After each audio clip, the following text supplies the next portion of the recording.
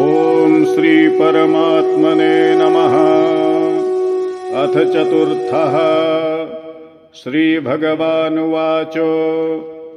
इमं विवस्वते योगं प्रोक्तवानहमव्ययम् विवस्वान्मनवे प्राह मनुरिक्ष्वाकवे ब्रवीत् एवं परम्परा प्राप्तो मिमं राजर्षयो विदुः सकाले नेह महता योगो नष्टः परन्तपो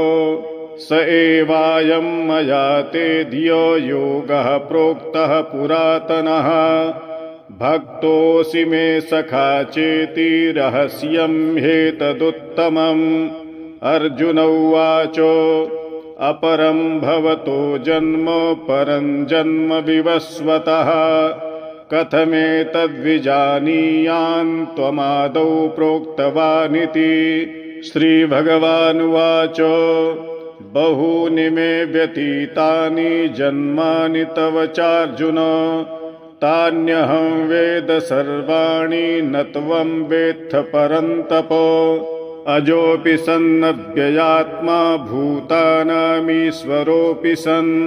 प्रकृतिं स्वामधिष्ठाय सम्भवाम्यात्ममायया यदा यदा हि धर्मस्य ग्लानिर्भवति भारत अभ्युत्थानमधर्मस्य तदात्मानं सृजाम्यहम् परित्राणाय साधूनां विनाशाय च दुष्कृताम् धर्म संस्थापनार्थाय संभवामि युगे युगे जन्म कर्म च मे दिव्योमेवं यो वेत्ति तत्त्वतः त्यक्त्वा देहं पुनर्जन्म नैति मामेति सोऽर्जुन वीतरागभयक्रोधा मन्मया मामुपाश्रिताः बहवो ज्ञानतपसा पूता मद्भावमागताः ये यथा मां प्रपद्यन्ते तांस्तथैव भजाम्यहम् मम वर्त्मानुवर्तन्ते मनुष्याः पार्थ सर्वशः काङ्क्षन्तः कर्मणां सिद्धिं यजन्त इह देवताः क्षिप्रं हि मानुषे लोके सिद्धिर्भवति कर्मजा चातुर्वर्ण्यं मया सृष्टं गुणकर्म विभागशः तस्य कर्तारमपि मां विधिय कर्तारमव्ययम् न मां कर्माणि लिम्पन्ति न मे कर्मफले स्पृहा इति मां योऽभिजानाति कर्मभिर्न स बध्यते एवं ज्ञात्वा कृतं कर्म पूर्वैरपि मुमुक्षुभिः कुरु कर्मैव तस्मात् त्वं पूर्वैः पूर्वतरं कृतम् किं कर्म किमकर्मेति कवयोऽप्यत्र मोहिताः तत्ते कर्म प्रवक्ष्यामि यज्ञात्वा मोक्ष्यसे शुभात् कर्मणो ह्यपि बोधव्यं च विकर्मणः अकर्मणश्च बोधव्यं गहना कर्मणो गतिः कर्मण्यकर्म यः पश्येद् कर्मणि च कर्म यः स बुद्धिमान् मनुष्येषु स युक्तः कृत्स्नकर्मकृतो यस्य सर्वे समारम्भा कामसङ्कल्पवर्जिताः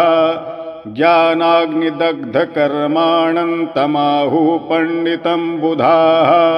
त्यक्त्वा कर्मफलासङ्गं नित्यतृप्तो निराश्रयः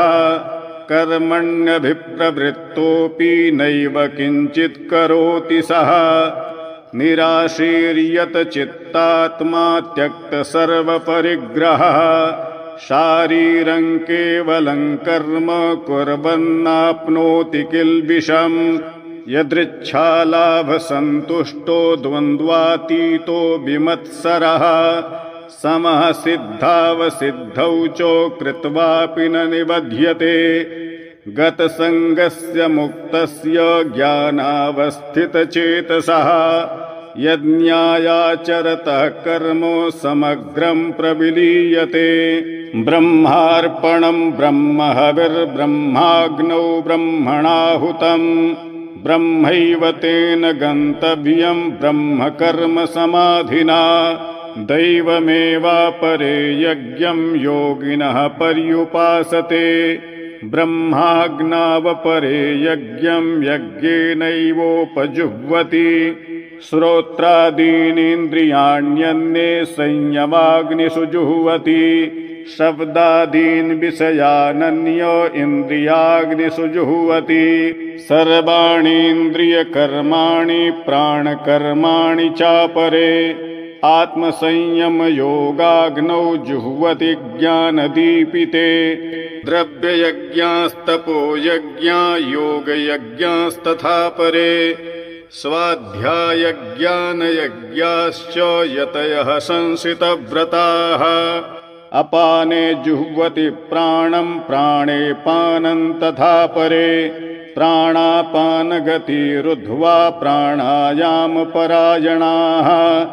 अपरे नियताहाराः प्राणान् प्राणेषु जुह्वति सर्वेऽप्येते यज्ञविदो यज्ञक्षपितकल्मषाः यज्ञशिष्टामृतभुजो यान्ति ब्रह्म सनातनम् नायं लोकोऽस्त्ययज्ञस्य कुतोऽन्यः कुरु सत्तम एवं बहुविधा यज्ञा वितता ब्रह्मणो मुखे कर्मजान् विद्धितान् सर्वानेवं ज्ञात्वा विमोक्ष्यसे श्रेयान् द्रव्यमयाद्यज्ञात् ज्ञानयज्ञा परन्तप सर्वं कर्माखिलं पार्थो ज्ञाने परिसमाप्यते तद्विद्धि प्रणिपातेन परिप्रश्नेन सेवया उपदेक्ष्यन्ति ते ज्ञानं ज्ञानिनस्तत्त्वदर्शिनः यज्ञात्वा न पुनर्मोहमेवं यास्यसि पाण्डव येन भूतान्यशेषेण द्रक्ष्यस्यात्मन्यथो मयि अपि चेदसि पापेभ्यः सर्वेभ्यः पापकृत्तमः सर्वं ज्ञानप्लवेनैव वृजिनं सन्तरिष्यति यथैधांसि समिद्धोऽग्निर्भस्मसात् कुरुतेऽर्जुन ज्ञानाग्निः सर्वकर्माणि भस्मसात् कुरुते तथा न हि ज्ञानेन सदृशं पवित्रमिह विद्यते तत्स्वयं योगसंसिद्धः कालेनात्मनि विन्दति श्रद्धावान् लभते ज्ञानं तत्परः संयतेन्द्रियः ज्ञानं लब्ध्वा परां शान्तिमचिरेणाधिगच्छति अज्ञश्च श्रद्दधानश्च संशयात्मा विनश्यति नायं लोकोऽस्ति न परो न सुखं संशयात्मनः योगसन्न्यस्तकर्माणं ज्ञानसञ्छिन्न संशयम् आत्मवन्तन्न कर्माणि निबध्नन्ति धनञ्जय तस्मादज्ञानसम्भूतं हृस्थं ज्ञानासिनात्मनः छित्त्वैनं संशयं योगमातिष्ठोत्तिष्ठ भारत। ॐ श्रीमद्भगवद्गीतासूपनिषत्सु ब्रह्मविद्यायां योगशास्त्रे